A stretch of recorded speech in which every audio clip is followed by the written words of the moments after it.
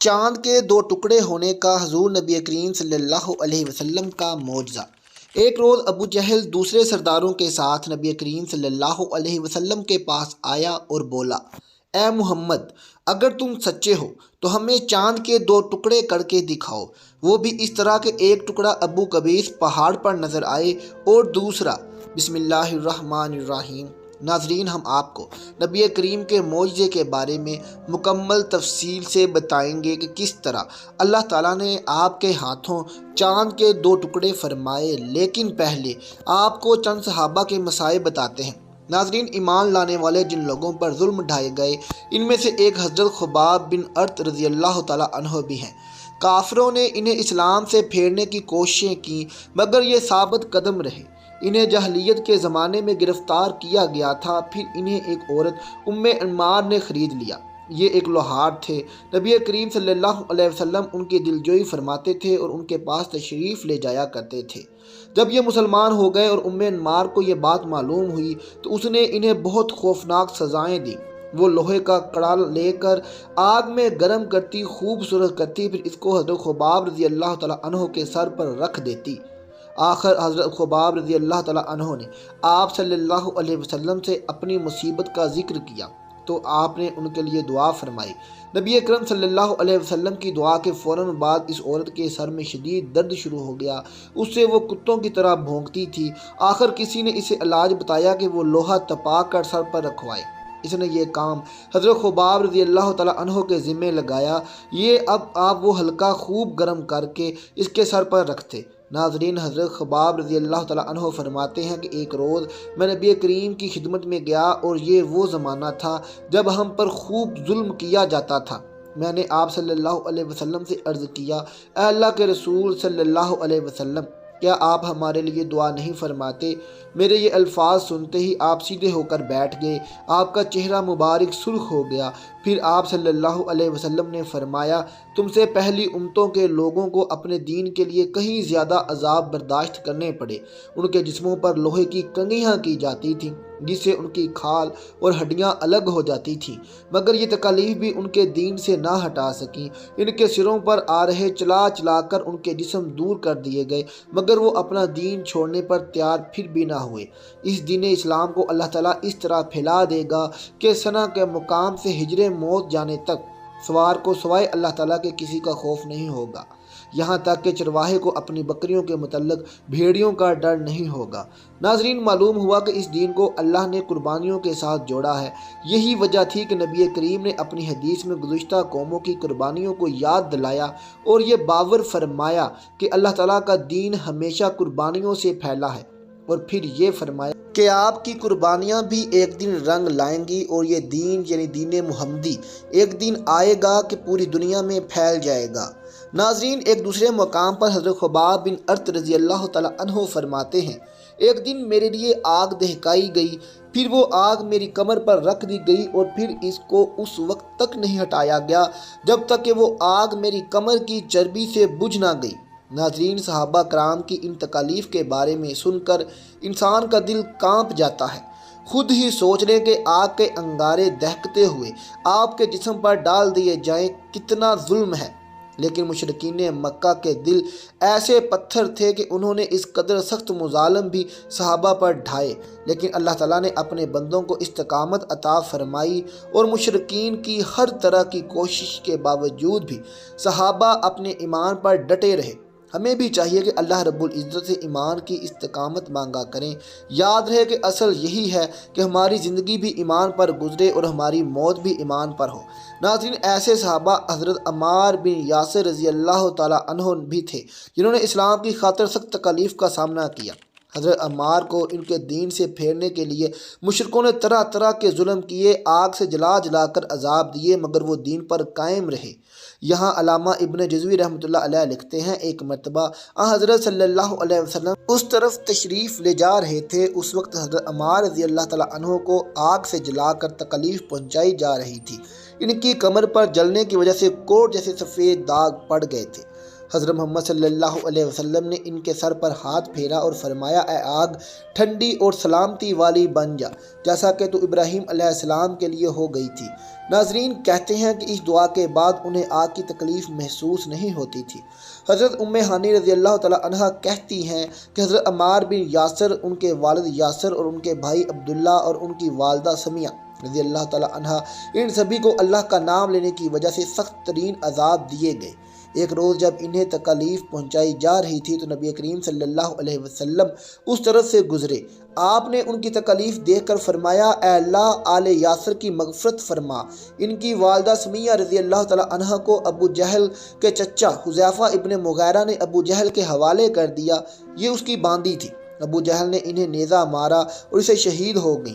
اس طرح اسلام میں انہیں سب سے پہلی شہیدہ ہونے کا اعزاز حاصل ہوا۔ آخر انہی مظالم کی وجہ سے حضرت عمار رضی اللہ تعالیٰ عنہ کے والد حضرت یاسر رضی اللہ تعالیٰ عنہ بھی شہید ہو گئے رضی اللہ تعالیٰ عنہ رضوان اللہ اجمعین۔ اللہ تعالیٰ ان صحابہ اور صحابیات کے درجات کو بلند فرمائے کہ جنہوں نے دین کی خاطر ایسی سخت تکالیف برداشت کی۔ ناظرین، یہ طوطا تذکرہ ان مظالم کا جو صحابہ کرام پر ڈھائے گئے۔ چلیے اب آتے ہیں اپنے موضوع کی جانب اور آپ کو نبی کریم کے مظالم کے بارے میں بتاتے ہیں۔ تو ناظرین آپ کو بتاتے چلیں کہ آپ ان مظالم اور بدترین حرکات کے ساتھ ساتھ جن کا تذکرہ آپ نے سنا، مشرکین مکہ حضور صلی اللہ علیہ وسلم سے معجزات کا مطالبہ بھی کرتے رہتے تھے۔ ایک روز ابو جہل دوسرے سرداروں کے ساتھ نبی کریم کے پاس آیا اور بولا اے محمد اگر تم سچے ہو تو ہمیں چاند کے 2 ٹکڑے کر کے دکھاؤ۔ اسی طرح کہ ایک ٹکڑا ابو قبیس پہاڑ پر نظر آئے اور دوسرا عقیقیان پہاڑ پر نظر آئے۔ مطلب یہ تھا کہ دونوں ٹکڑے کافی فاصلے پر ہوں تاکہ اس کے 2 ٹکڑے ہونے میں کوئی شک نہ رہ جائے۔ ناظرین کہتے ہیں کہ اس روز مہینے کی 14ویں تاریخ تھی، چاند پورا تھا۔ آپ صلی اللہ علیہ وسلم نے ان کی یہ عجیب فرمائش سن کر فرمایا اگر میں ایسا کر دکھاؤں تو کیا تم ایمان لے آؤ گے؟ انہوں نے ایک زبان ہو کر کہا ہاں بالکل ہم ایمان لے آئیں گے۔ آپ صلی اللہ علیہ وسلم نے اللہ تعالیٰ سے دعا فرمائی کہ آپ کے ہاتھ سے ایسا ہو جائے، چنانچہ چاند فوراً 2 ٹکڑے ہو گیا۔ اس کا ایک حصہ ابو قبیس پہاڑ کے اوپر نظر آیا، دوسرا کے کان پہاڑ پر۔ اس وقت نبی کریم نے ارشاد فرمایا لو اب گواہی دو، لیکن ناظرین ان کے دلوں پر تو کفر پڑے تھے۔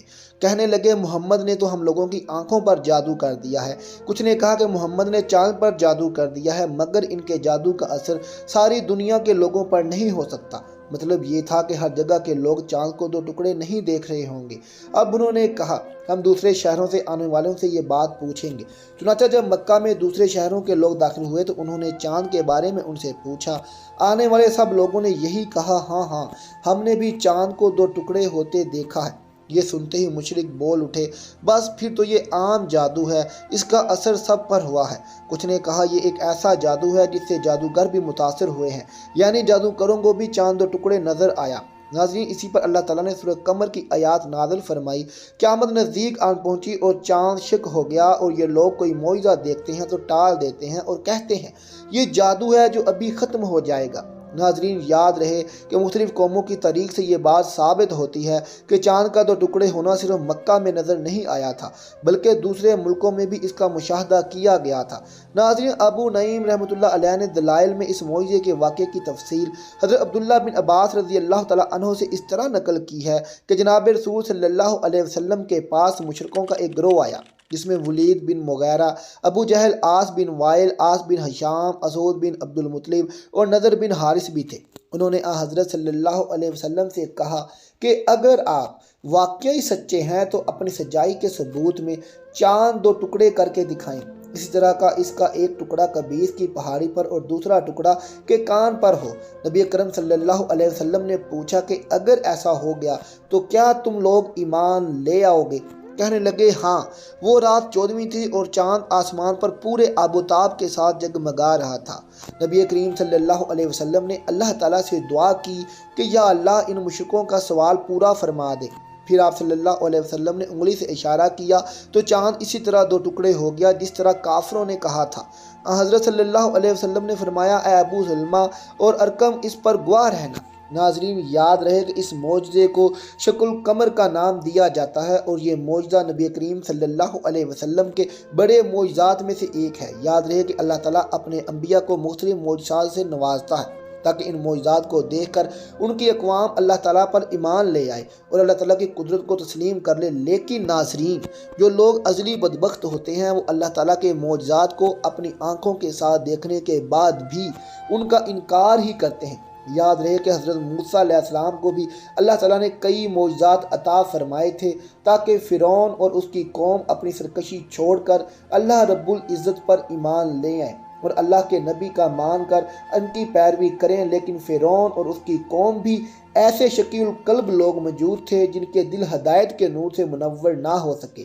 حضرت موسیٰ علیہ السلام کو اللہ تعالیٰ نے یہ معجزہ عطا فرمایا تھا کہ جب اپنا عصا پھینکتے تھے وہ ایک بڑا اژدہا بن جاتا، اور آپ علیہ السلام کے اس معجزے کو بھی فرعون کے لوگوں نے جادو کہا۔ پھر فرعون نے اپنے زمانے کے جادوگروں کو اکٹھا کیا تاکہ حضرت موسیٰ علیہ السلام کے معجزے کا مقابلہ کرے۔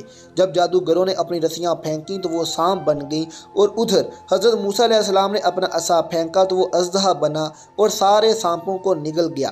ناظرین، کہتے ہیں کہ آپ علیہ السلام کے معجزے کو دیکھ کر بہت جادوگر بھی اللہ کی قدرت پر ایمان لے آئے تھے، لیکن فرعون نے پھر بھی انکار کیا اور حضرت موسیٰ علیہ السلام کو بڑا جادوگر کہا۔ ناظرین، کہنے کا مقصد یہ ہے کہ جو بدبخت ہوا کرتے ہیں ان کے دلوں پر مہر لگ جاتی ہے اور وہ حق کو دیکھنے کے باوجود بھی تسلیم نہیں کرتے۔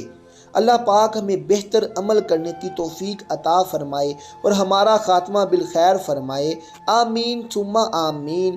ناظرین، کمنٹ باکس میں اللہ تعالیٰ کے 99 ناموں میں سے ایک نام ضرور ٹائپ کر دیں۔ ملتے ہیں اگلی ویڈیو کے ساتھ۔ اللہ حافظ۔